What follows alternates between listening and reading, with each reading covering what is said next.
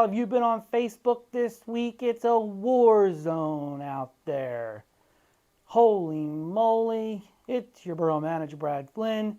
If you've been on Facebook this week in the Borough of Bath, there's some good news. The Bath's page activity increased by 2,717% in the last 7 days compared to the week before. Quite a bit of activity. We all know why. Yes, that's right, the big borough scandal, Insurance-gate 2022. In a Borough Facebook post earlier this week, I explained the borough's position about misreimbursements from the mayor's health insurance spanning a 3-year period from 2019 to 2021. The accounting error totaled $10,905.31 over those 3 years. Once discovered and reported to the Mirabitos, they paid the reimbursement in full within a couple days of being notified.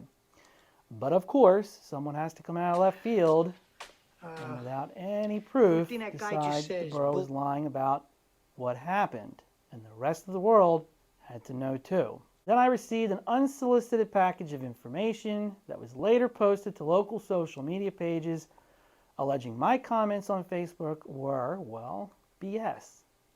The information contains 4 main documents. Information delivered as part of a right-to-know request. The content has got arrows pointing to the different documents, proving beyond all reasonable doubt that the borough is lying. It's catchy, it's colorful, detailed, but above all, it's deceptive. Looking at the 2019 data set and the 2019 only, we find 4 documents. First, the 2019 spreadsheet. Second, the 2019 Manager's General Fund Budget. Third, the 2019 QuickBooks Budget versus Actual Report. And 4, the 2019 Borough Audit Report. So let's break it all down. First up, the spreadsheet was an Excel worksheet completed on each year the mayor received healthcare. It shows the invoices from the healthcare provider, payments recorded and deposit date in QuickBooks. The spreadsheet was arranged in layman's terms as a responsive document to a right-to-know request about the mayor's health insurance transactional history known at that point in time. The numbers represented on the spreadsheet will absolutely differ from the manager's budget, from the actual versus budgeted, and the audit report. Second, the 2019 manager's budget presented to council is used for budget estimations. The values can change over time and are for target purposes only. As part of that estimation, the column at left entitled Final Budget is taken from the year-end QuickBooks Budget versus Actual Report. And it is dependent on 1, timing, that is, when the manager's budget is created relative to what was booked and reconciled in the actual versus budget report in QuickBooks, and 2, that the entries are accurate. That is to say, the accountant work has been done correctly. If something was misbooked or not booked at all, it wouldn't be recorded correctly in the manager's budget estimates. The manager's budget can't be used to make comparisons with the spreadsheet because the spreadsheet is representing how insurance debits and credits were applied. Third, the 2019 QuickBooks budget versus actual. If certain line items were not maintained throughout the year or line items were misbooked, it will not show up correctly in the budget versus actual documents. And the ironic thing is, the insurance reimbursements appear to be booked correctly in 2019, but then represented differently in 2020, and there's the reason for the confusion. But what's interesting is the content highlights a general ledger account on the budget versus actual numbered 389.30, insurance reimbursement, in the amount of $12,769. In that fiscal year, general ledger account number 389.30 was used to book $12,769 in property insurance reimbursements for 2 things. The first being a discontinued museum contents coverage, a reimbursement in the amount of $2,006. And the second thing was for a vehicle crash at Monocacy Creek Park with property damage to the borough, a reimbursement in the amount of $10,763. Total reimbursements of $12,769 were booked. These reimbursements have nothing to do with the mayor's insurance reimbursements. This is a blatant misrepresentation. Finally, The 2019 Auditor's Report is highlighted in the content showing nothing entered under General Ledger 387.00.